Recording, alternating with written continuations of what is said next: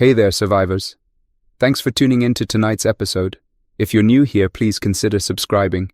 It really helps me keep these stories coming. And while you're here, let me know in the comments where you're listening from. Now let's get started. I've been Mark Danner longer than I've been anything else. Longer than I was a husband. Longer than I was a father living under the same roof as his kid.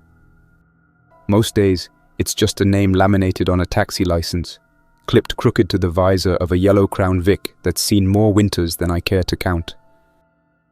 My life ran in predictable loops. Airport runs at dawn, bar drops at midnight, hospital drop-offs somewhere in between, coffee in the thermos by the shifter, quarters in the roll for the tolls, the hum of the meter like a second heartbeat. That Tuesday in early spring was no different, until it was. Traffic on Milwaukee thickened earlier than usual, and for reasons I can't explain, I stopped for a fare I'd usually wave past. Quiet guy, grey windbreaker, small carry-on. Destination, Merchmart West Docks. A faint southern Indiana drawl, polite, soft-spoken, said please and thank you, and not much else. We hit a red light near Grand and Halstead. The crosswalk signal chirped. The man's phone buzzed once in his hand, and he glanced up through the windshield like he was checking the sky for rain. He opened the door without a word. He stepped out as if he'd remembered something and would be right back. Only he didn't step onto the curb. He walked straight into the eastbound lane, lifted his chin as if catching sunlight on his face, and met the front of a delivery truck that had no chance to stop. I didn't shout. I didn't move in time. The sound rolled through the cab and stayed there. I put it in park and jogged out. The truck driver was in shock, hands spread, mouthing sorry. A cyclist laid his bike down and turned away, as if the sidewalk line at his feet mattered more. Nobody touched the body. The quiet man wore that same faint expression from the last moment in my passenger seat. A peaceful look that didn't belong to what had happened. The light turned green. The cars behind the truck laid on horns, then didn't. A woman in a white SUV stepped out, looked east, and walked between bumpers toward a bus that never slowed. The driver braked too late. She didn't run. She didn't try to get out of the way. She moved like she had a place to be inside that bus. I called it into the city's 311 line first out of habit, then to 911 because the operator told me they were forwarding everything anyway. I used the short phrases I'd learned mattered: vehicle versus pedestrian, unconscious, multiple incidents, eastbound Grand at Halstead, traffic stopped, request units. The 911 operator's voice was steady. She asked me if I could remain on scene. I said yes. Then the crosswalk chirped again, and a teenager with headphones stepped off the curb, tipped his head toward the bluish slice of sky between buildings, and kept walking as the box truck beside my cab began to roll. I moved without thinking, grabbed the kid by his hoodie, and pinned him to the newspaper stand. He looked annoyed like I'd interrupted a song. "Hey," he said, and his eyes were glassy in a way I can still picture. The box truck sideswiped the rear of my car and shoved it soft into the curb. A horn jammed somewhere and didn't stop. The kid swore at me and swung his arm like he might shake loose. That's when I looked up. I didn't mean to. I only wanted to check if any cruiser lights were in sight. East, low over the river cut. The sky had a pale sheen, as if somebody had stretched a film over it. Not a color, not a cloud. Something like heat shimmer without heat. A ripple moved through it like the surface of a lakeshore when a boat passes a mile off. My neck tilted without asking my permission. For half a second, I felt the strange pull of a thought that wasn't mine. A suggestion that stepping forward would feel like finishing a sentence. I dropped my gaze to my shoe and a streak of oil on the pavement, and the thought broke. A truck horn swelled to the left. Impact slapped my shoulder into the newspaper stand, and then the ground came up hard. The world narrowed to the sightline under the taxi's door, where a trailing scarf had caught on a bolt. A spinning wheel brushed the edge of it and burned a line into the fabric. The sound of the collision rolled down the block and faded. I took stock like I was counting meter money, moving fingers, moving feet. The kid scrambled up and ran west without looking back. I crawled to the taxi, got in, and pulled it tight against the curb. My hands shook, but I kept them below the dash where all I could see were my knuckles and the worn groove the shifter had made in the console. The radio hissed to life on its own. It was tuned to WBBM News Radio, and the voice cut through with a calm cadence I'd heard 1,000 times on traffic reports. City officials are asking drivers to remain in their vehicles and avoid looking at the sky. Repeat. Avoid looking at the sky. If you are outside, orient your gaze down and seek shelter indoors.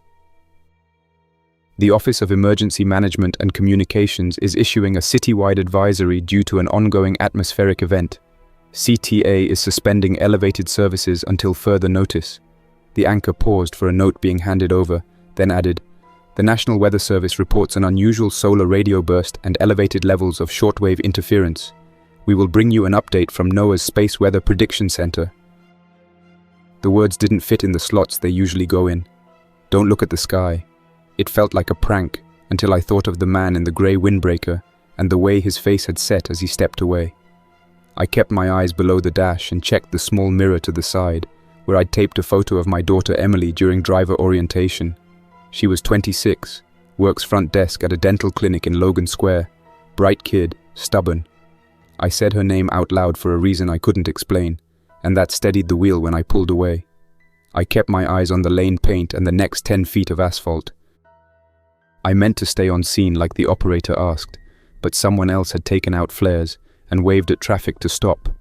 A paramedic jumped from an ambulance moving 2 miles an hour and pulled a bag from the back. He didn't look up.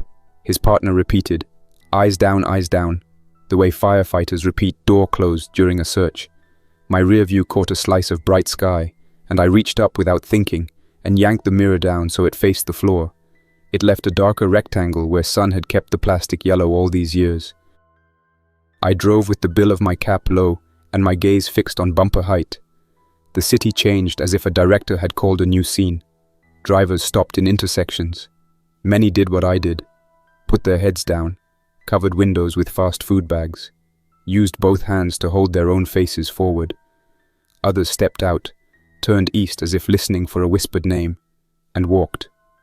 A woman in a navy pantsuit laid her phone gently on the trunk of a Lexus and stepped over the median. Her shoes were still polished on the inside lanes of the Kennedy when I went past. No one ran. Running required an argument with yourself. Whatever this was didn't argue. Near Hubbard, I sideswiped a construction cone and took it with me for a block. I didn't correct. Better to endure the scraping than risk a glance where I shouldn't. I cut west onto Chicago Avenue under the shadow of the L structure and took the dark underpass like a lifeline. Shade meant safety in a way that made too much sense. A man in welding gear stood halfway down the underpass handing out his extra face shields to anyone who reached for one with eyes lowered. I took one and slid it on. The world went smoky and red.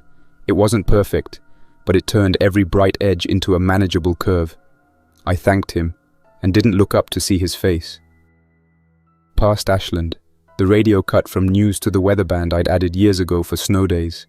A mechanical voice read marine conditions for Lake Michigan south of North Point. Special weather statement. Elevated solar flux and unusual sky polarization reported over northern Illinois and southern Wisconsin. Limit time outdoors. Avoid direct exposure to bright sky and reflective surfaces. Advisory in effect until 1600 hours. Sun angle and polarized scatter are suspected. NOAA space weather. Minor to moderate geomagnetic disturbance. Expect intermittent shortwave interference and degraded GPS accuracy. The voice moved on to wave heights and small craft advisories, as if any boat were still out. I checked in with myself in the way a driver does on a long overnight. Hydration, fuel, tires, next destination. My fuel was just under half. My next destination had been the merchandise mart, but turned into my daughter's clinic on Spalding, near the square, then home. Linda, my ex, teaches at a high school in Uptown. We still talk on Sundays about Emily's student loans and weather and nothing. It took effort not to picture her glancing out a classroom window at a bright slice of lake.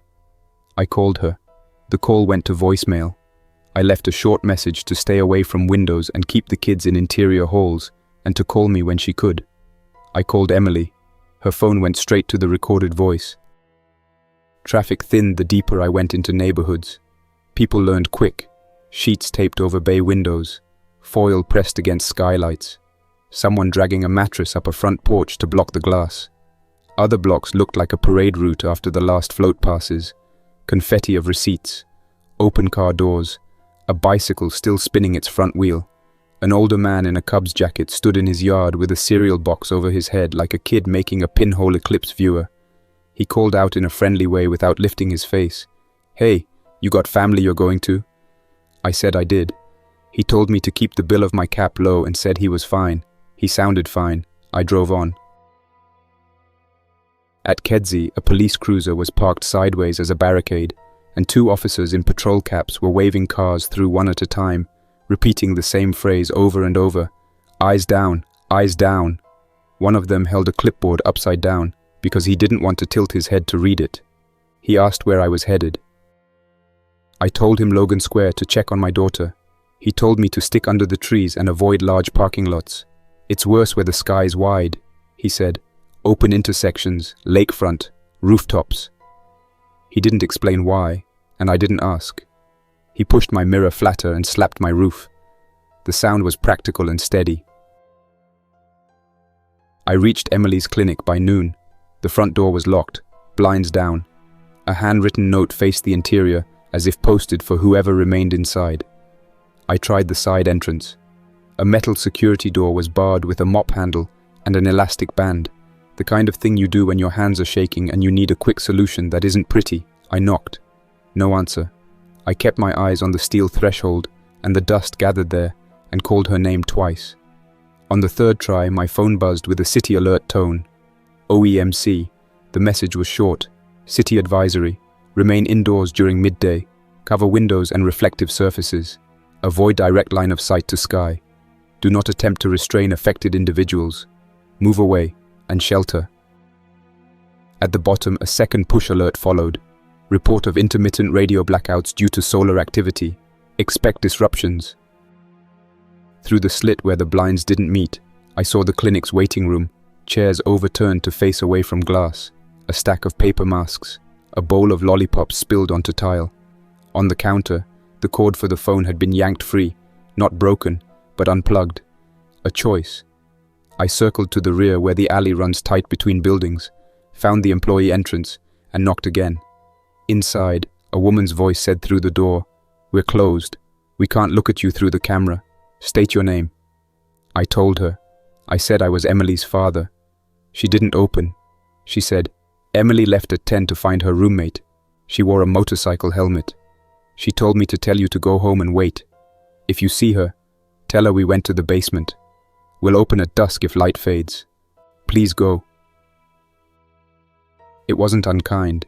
It was a sentence meant to make me leave so she wouldn't be tempted to crack the door and risk a glance. I left a note under the mat anyway, a short line about the house and the apartment key we kept taped inside the breaker box in the stairwell. I wrote it in big block letters with the pharmacy pen so she wouldn't have to lean close. Then I headed for my building on Montrose, using tree-lined streets and alleys and any shadow cast by viaducts or billboards.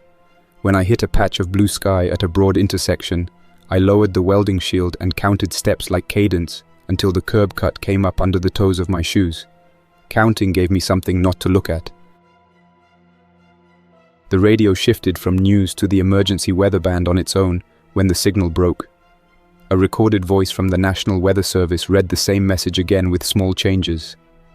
The Space Weather Prediction Center has observed a series of solar radio bursts and possible proton events coincident with increased sky polarization at low angles. Outdoor exposure between 1000 and 1600 hours is not recommended. Protective measures include polarized lenses, opaque coverings, and orienting gaze downward. Do not use mirrors or shiny surfaces to navigate. The voice paused and added, "Do not attempt to photograph the sky." I parked in the loading zone behind my building and kept my chin tucked to my collar while I fished the key from the top of the gas meter. The stairwell smelled of paint thinner from when the landlord had redone the handrail last week. Inside my apartment, I went room to room without glancing near the windows. I pulled the shades. I taped dark contractor bags over the gaps. I unscrewed the little mirror above the sink and set it face down in a drawer. Practical things in a practical order. It was a relief to have a list again. On the kitchen counter sat my radio, an old analog AM/FM with a weather band I kept for storm days. I left it on low while I found the flashlight, fresh batteries, a roll of duct tape. The voice on the radio traded off with live reports. One came from a reporter on Lower Wacker Drive, a street I'd driven 1,000 times for hotel pickups. "We are under the viaduct near Columbus," she said, steady and quiet. "People are gathering here because the sky is blocked. There are volunteers using umbrellas to guide folks into shade. Fire officials are moving through with bullhorns, advising the crowd not to look up if they hear noises above. I can hear sirens echoing. The sound is disorienting. It bounces. We just saw a man approach the edge of the ramp and then stop when someone placed a baseball cap over his eyes. That simple gesture saved him." The studio anchor thanked her and moved to a call with a physicist from a local university. The line crackled. He talked about solar radio waves, about polarization, about the way the human eye sometimes misreads patterns in bright fields. He used words like entoptic and glare and magnetosphere, and then admitted he didn't know. That helped more than the words. I filled the bathtub with water because the city sometimes shuts off pressure during a mass incident. I made 2 ham sandwiches and put one in the fridge for later out of habit. I returned to the radio, and that's when I heard the first suicide note disguised as public courtesy. A man's voice came on from a recording the station had captured somewhere in the loop. He spoke with a calm that belonged to voicemail. He said, "If my wife is listening, I'm sorry I left the car. Something about the light made me feel drawn out like a wire pulled straight. I didn't want to go, but the part of me that decides wasn't in charge. I think if you keep your eyes down, you'll be all right. Cover the windows. Don't go to the lake. I love you." The anchor apologized for airing that and said they would focus on verified guidance going forward. But the words had already joined the pile in my head of things I wish I could unload. Around 2 in the afternoon, a new tone sounded on the weather band, and a different voice spoke, clipped and fast, a NOAA operator reading off space weather notes. "We have confirmation of an extremely bright type. Solar radio burst at 13:23 local. Observed ground-level cosmic ray enhancement is unlikely, but do not discount secondary atmospheric effects. Expect additional bursts in the next hour. Advise the public to minimize sky exposure and reflections. Repeat, minimize reflections. Polarization appears to be a factor. More data pending." The station cut to the city's OEMC director reading from a paper. "Do not approach windows to see what's happening. Do not gather at rooftops. Do not record videos facing the sky." At 3, the light in the apartment shifted from white to a thin yellow that turned dust into visible lines. The welding shield on the table had a hazy reflection of the kitchen window on it. Even that small hint made me set it face down. A noise outside made me pause. It was a single car idling long after anyone would idle. I looked where I could safely look. Baseboards, the scuffed patch of wood where a chair leg had rubbed for years, the dent in the refrigerator door from when I moved it in. I held there until the engine noise faded. Then the quiet pressed in, the kind of quiet that makes every apartment noise sound like a signal. The pipes ticked. A neighbor thumped a cabinet. Somewhere a smoke alarm chirped every 30 seconds for a dead battery. That chirp repeated until the edge came off the daylight. At dusk, the city breathed again. The radio anchors swapped to the evening crew, and the alert language changed. "If you must go out to check on loved ones," the anchor said, "do so after sunset and before dawn. Carry light only inside a covered lantern or pointing towards the ground. Avoid shining lights up into the open sky." He read from a list of police stations acting as temporary shelters. He listed hospitals still receiving. He said the pedway system downtown, that warren of underground walkways, would open as soon as workers could tape over any glass panes that faced external light. It sounded like a plan. Plans keep men like me moving. I left a note on my table for Emily in case she came while I was out. I took the welding shield, a roll of tape, a flashlight with a brown paper bag taped over its lens to diffuse it, and the spare apartment key for her mother's place in Uptown. I locked the door and felt silly for double-checking it, but I did. Then I took the stairs down with the same slow care I use when winter has iced the steps. Outside, the night air had a damp chill. The sky had gone to a deep matte that didn't call attention to itself. I moved with my eyes on the sidewalk, counting the cracks. Montrose was quiet except for a cluster of neighbors speaking in the calm tone of people telling each other the rules of a new game. A man with a golden retriever walked by with a blackout cloth draped over the dog's head like a loose hood. The dog moved patiently beside him, steps careful. "He chases reflections," the man said by way of explanation, without slowing. Someone had taped a cardboard warning over the bus shelter glass. "Do not look up during daylight," as if morning commuters might forget. The parking lot of the grocery store had a few cars angled wrong, their owners gone. No one looted, not that first night. Everyone had too much else to manage. I made it to Linda's building on Broadway and rang up. No answer. I used the code she'd texted me once during a snowstorm. Inside, I left the spare key wedged at eye level inside the breakered cabinet in the hallway, where you could fish it out by feel without lifting your chin.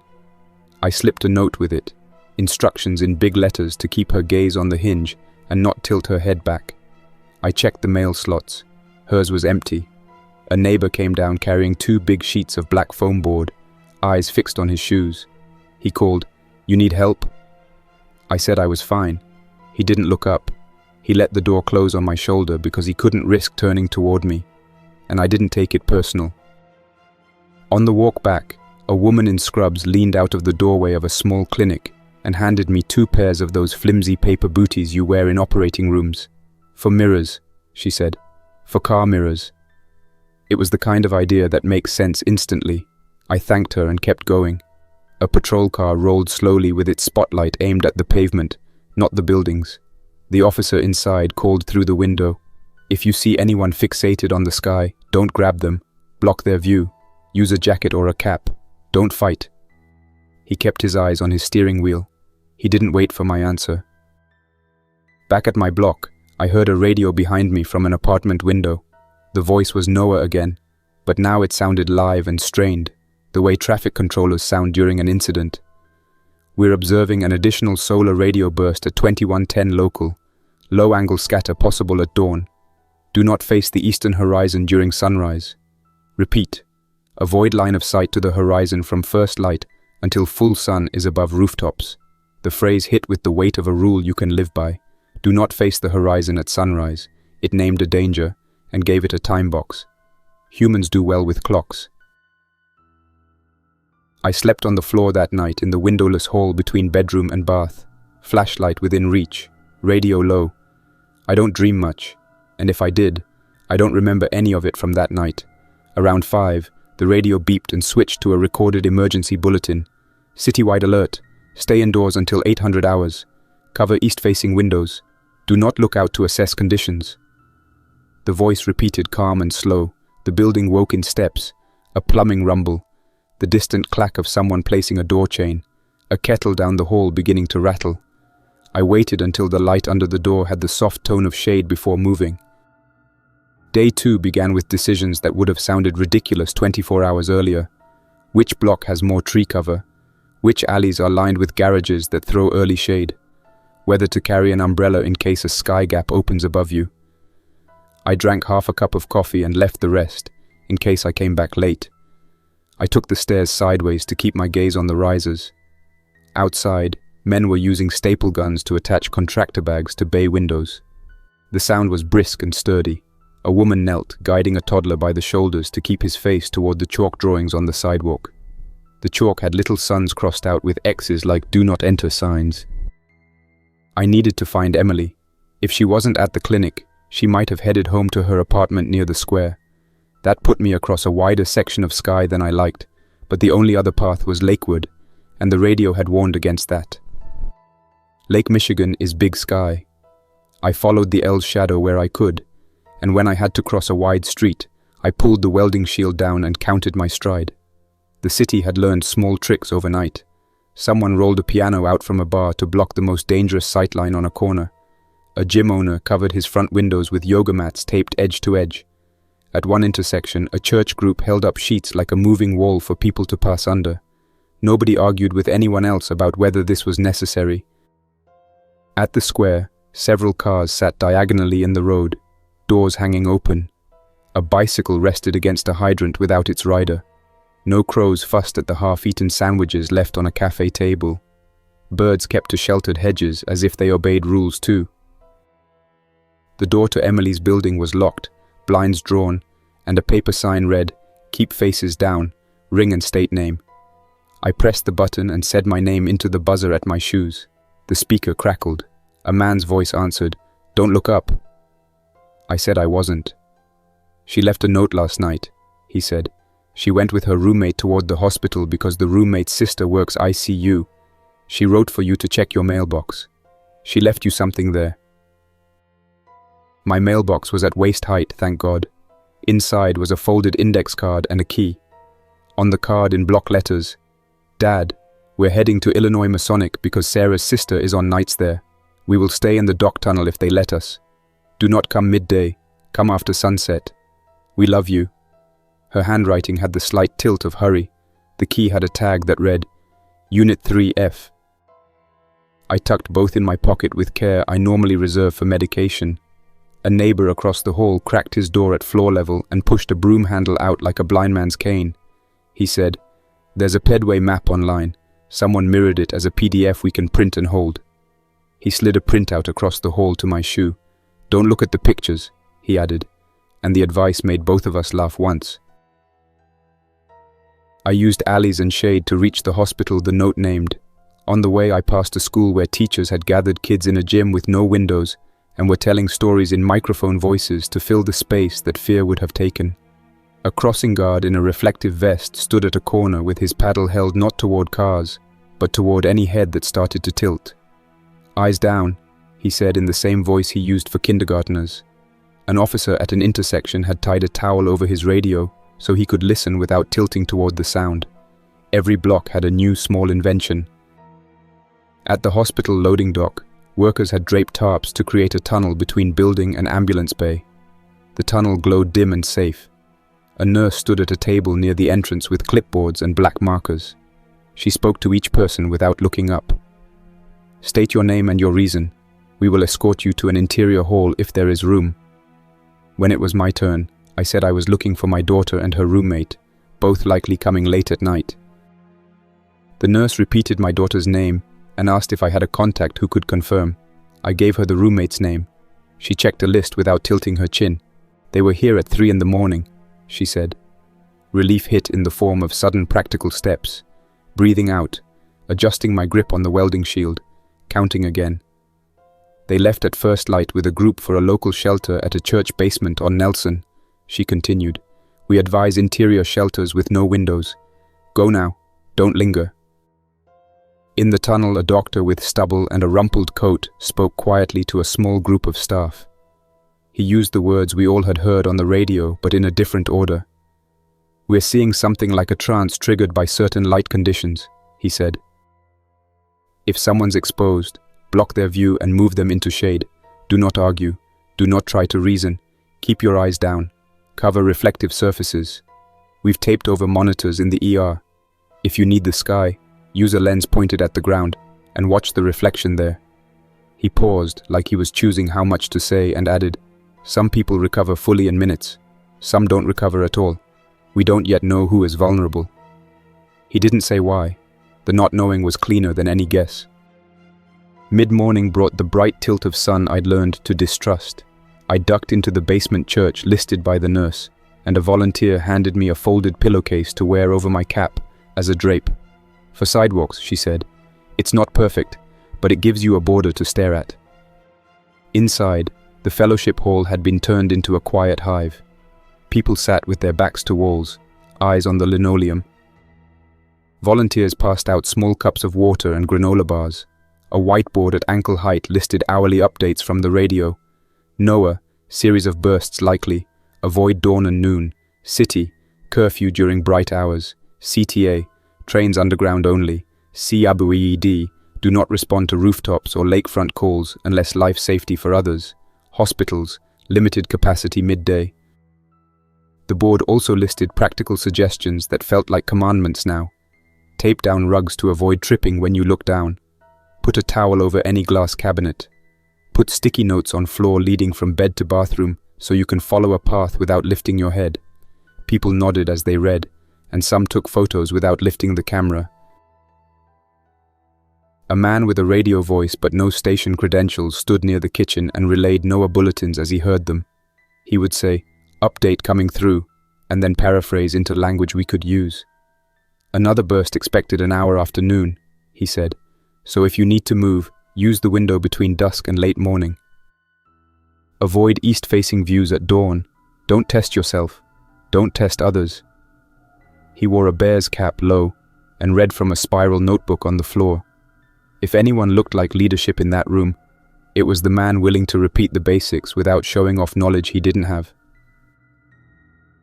In the early afternoon, the building's phone rang in a back office, and a volunteer brought me word that 2 young women had signed the shelter log after sunrise, Emily and Sarah, but that they had moved on after hearing there would be more space at a school gym near the square.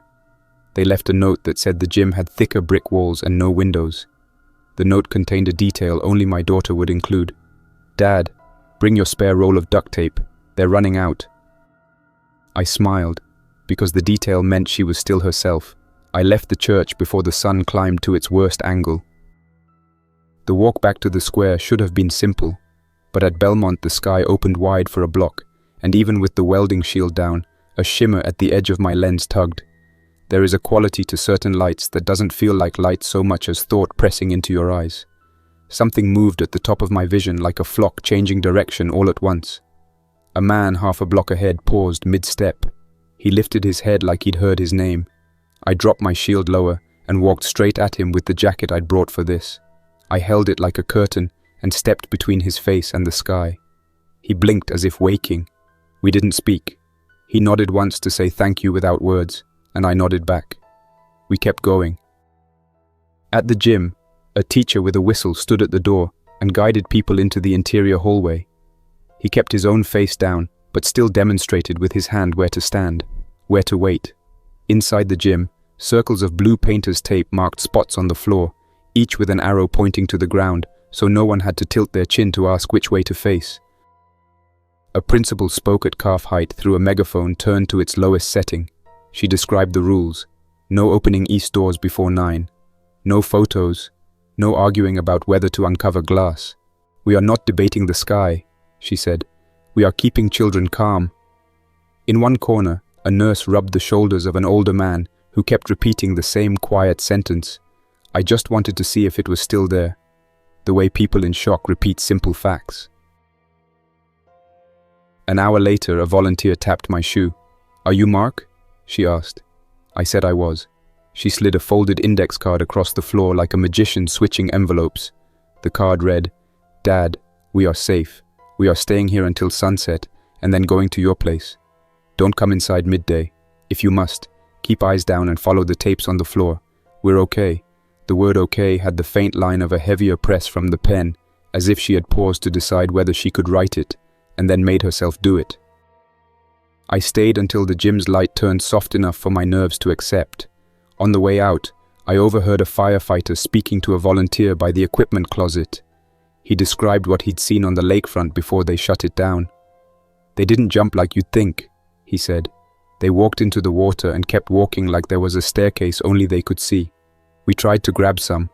If you block their view early enough, they stop. If they've gone too far, it's like nobody's home. Don't be a hero on the shoreline. Use sheets. Get in front of faces if you can. Don't look up." He rolled the hose and set it in the closet as if finishing chores in a firehouse, not a school. Night 2 brought a new rule. The radio said some people had started to use car headlights to test others, shining beams in faces to see if bright artificial light had the same effect. Police asked for that to stop. Stop trying to provoke responses as a joke or a dare, because hospital triage was stretched thin without that. The anchor said it in the same tone he used to ask viewers not to call 911 to report auroras a few winters back. I sat by my covered window and ate the second ham sandwich. I set out 3 glasses of water, one for me, one for Emily, one for Sarah, and it felt like setting places at a table for family not yet arrived. Shortly after 10, a soft knock came at the door. I asked who it was without looking through the peephole. Emily answered with a code phrase from her childhood we'd used as a game when I was late picking her up from school.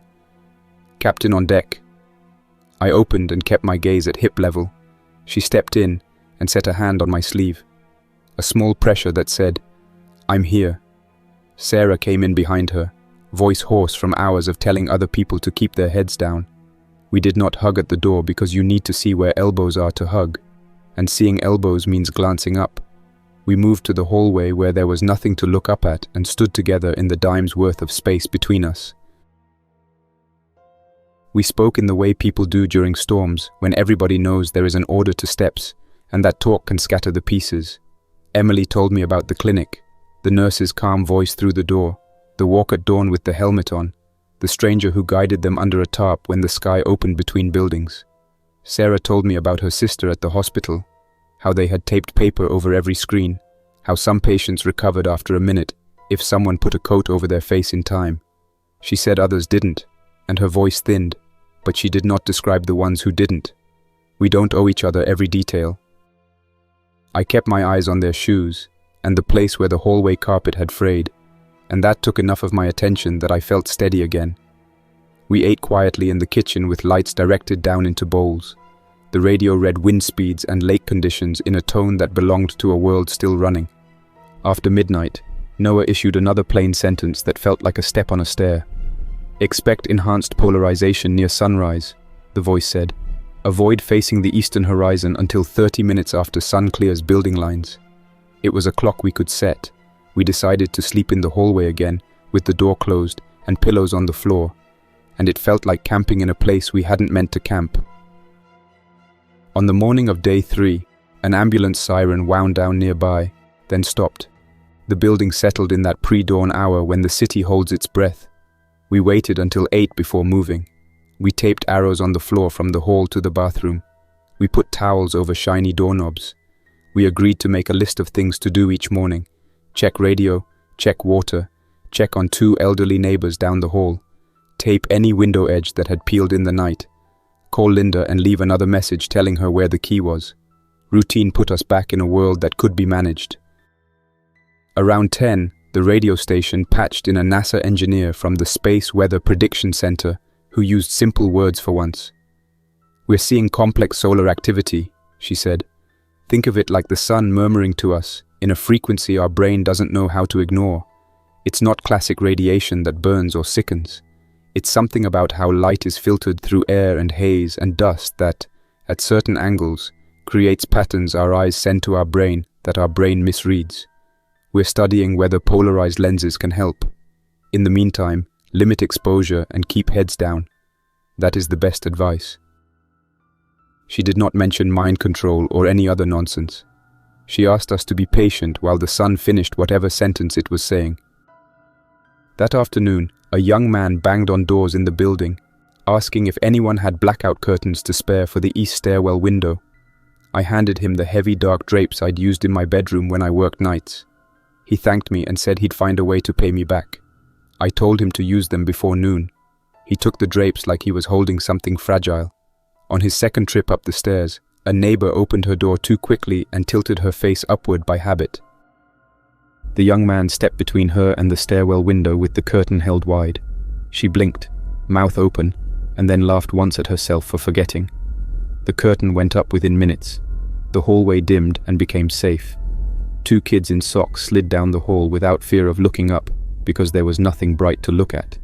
Even the children adapted. By early evening, the streets changed again. Where yesterday there had been stunned quiet, now there were patrols. Not police, just neighbors, moving with umbrellas and sheets. If someone stopped mid-step with that faraway look, someone else gently placed a jacket over the person's face and guided him to shade. The effect broke most of the time when the view was blocked quick. It didn't always work. We didn't make rules for blame because blame would have killed us faster. Nobody used the word epidemic. The radio avoided words like that. The word used most often was event. An event has a beginning and an end. It can be learned around. Just after dark, I tuned the radio low and listened to the marine forecast out of habit.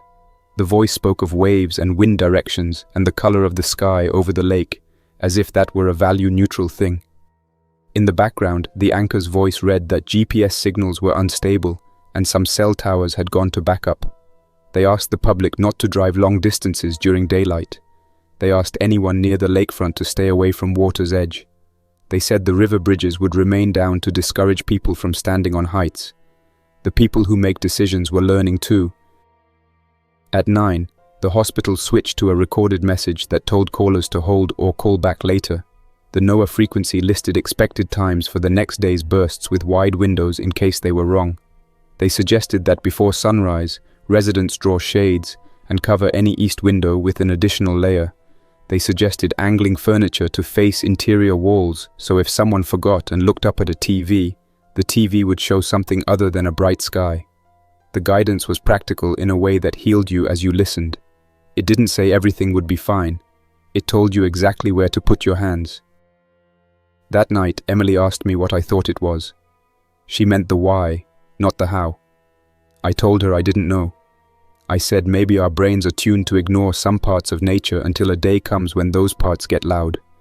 I said maybe the sun was doing something it always does, and our air was doing something it doesn't normally do, and those two formed a shape our minds can't carry without dropping everything else. It sounded like a half answer from a man who drives a cab, not a scientist, but it kept her from filling the blank with darker guesses. She said she could live with not knowing for a few days. We agreed that if the radio told us to stay indoors longer, we would. If it told us the hours to avoid, we'd write them on a card and tape it to the floor so we wouldn't need to lift our heads to recall them. We built a small world where rules were on the ground. On day 4, I ventured only as far as the lobby to post a sheet with the best practices we'd collected. I wrote them at knee height in thick marker and taped them low. A man from 2D added one. Place a baseball cap by your door. Put it on before turning the knob, because muscle memory can be a friend. A woman added, put a towel over sink fixtures if you have a window in the kitchen, because chrome is a mirror where you don't expect one. Someone else added, do not let pets near big windows at dawn, because a cat had scrambled a screen chasing light. The list made us feel like a group instead of apartments stacked over each other. We heard stories from other neighborhoods, the kind you can choose to believe if they don't help. Someone said Oak Street Beach looked like a boardwalk abandoned between vendors. Someone else said a rooftop party in River North had ended the first day in that dead calm that comes after people stop deciding things. I did not go to see. I kept to the places where the sky didn't insist on itself. I checked on Linda again by phone. No answer. I left another message. I told her the key's location again like a litany. I told her the rule about facing east at dawn. Each message felt like a rope thrown across a gap. Maybe she would catch it. At dusk, I took a walk around the block with Emily. We moved slow, calling out cracks and steps like spotters. We passed the welding man from the underpass as he handed out one last face shield to a nurse heading to her shift. We passed a small line of people at a corner bodega, heads down, each person placing exact cash on the counter for canned food, so the owner wouldn't need to lift his chin toward the register display. The owner said, "No change for glare," and everyone nodded because it made sense. The city had invented, in 48 hours, 100 tiny ways to be kind that didn't require eye contact. When we returned, I wrote a letter I didn't send in case power went out, and the radio quieted and the days stretched. I wrote out, in careful sentences, what we had learned that felt sturdy. Do not look at the sky at noon or dawn. Cover shiny things. Face the ground. Use tunnels, viaducts, and trees. Block the view of anyone who stops and starts to drift. Don't argue. Don't be curious. Wait for night. Make soup. Keep your voice level. Put the rules on the floor where you can read them without lifting your head. I wrote that this would pass because the sun moves and the angles change, and even if the event returned, there would be more of us alive to teach the next new people how to treat the world. The cruel parts are simple and don't need adjectives. Trucks that didn't stop, quiet bodies in wrong places, shoes paired in the road not because someone set them there but because that's where feet were when a person stepped away from who he had been. I won't map those for you. Some stories are already drawn across our city whether we tell them or not. My part of the story is that I kept my eyes down and lived long enough to figure out how to keep my eyes down again the next day. I found my daughter by listening to the radio in a kitchen lit like a basement even at noon. I learned to guide strangers with a jacket and not to take offense when doors closed without faces showing. I stood at my sink at dusk and turned the tap by feel, and water came. And that was enough to be a person in a city that still had water. We never learned exactly what the sun did. The Noah people stopped doing interviews and went back to bulletins. The words grew plainer over days until they sounded like weather again. Polarization elevated after sunrise. Use caution. Then, one morning, the bulletin was gone. The anchors joked about baseball starting again, without a crowd for daytime games. The OEMC alerts shifted to debris pickup schedules and information about counseling lines. The city announced a program to swap reflective bus stop glass for textured panes. Crews did it at night. The gym closed and returned to being a gym. The church folded its cots. The man in the Cubs jacket took the cereal box off his head and waved at a neighbor by name. I kept the welding shield hung on a nail by my door. Emily went back to the clinic part-time and learned to tape blinds quickly with one hand while doing intake with the other. Sarah returned to her sister's place and helped set up a system where one person on each block checked low windows every dawn. We kept the arrows on our floors for a week longer than necessary because habits like that are patient. I returned to my taxi and found the small mirror still angled at the floor where I'd left it. I considered putting it back in place. I didn't. I drove the first route at night to see which new shadows belonged to new rules. Underpasses felt like friends. The lake stayed a place for evening walks only. On my first morning shift back, I took one fare.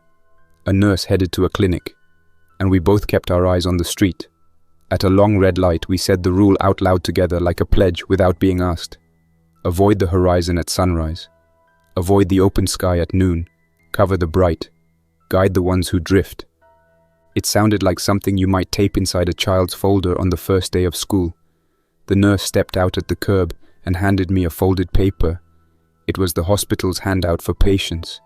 The first sentence read, "You may feel drawn to look at certain lights. Please don't." The second read, "It will pass." The third said, "We are learning." I drove to the river and parked under the shade where tourists usually pose for skyline photos. No one took photos yet. The water moved on its own schedule, ignorant of our rules. A gull floated, then turned downstream. The buildings stood with their faces of glass covered here and there with paper where crews hadn't reached yet. A half-dozen bikes lay stacked under a planter like someone had gently put toys away. A man passed with a bundle of folded tarps under his arm. Work done for the day. I kept my eyes on the line where sidewalk met water and thought of how thin a line can be when you need it to hold. If you're hearing this as a kind of account, not for the drama of it but to learn how to move in a world where small things matter, then take the pieces that worked for us. Tape shapes on the floor, wear a cap, use the dark, wait for night, listen to the Noah voice even when it sounds bored. Do not test yourself to see if you're special. Do not invite the bright to prove you can handle it. Help the person who pauses. Don't tell him a story about why. Just put your jacket up and walk him to shade. Then keep going. The city will teach you the rest. The sun will keep speaking. Some days it will whisper. Some days it will say nothing you can hear.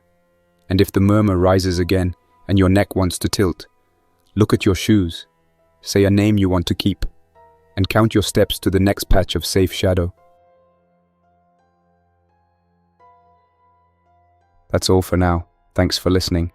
If you enjoyed this story, don't forget to like and subscribe for more unsettling creepypastas. Your support keeps my channel alive. Until next time, stay quiet, stay vigilant, and trust nothing, not even the silence.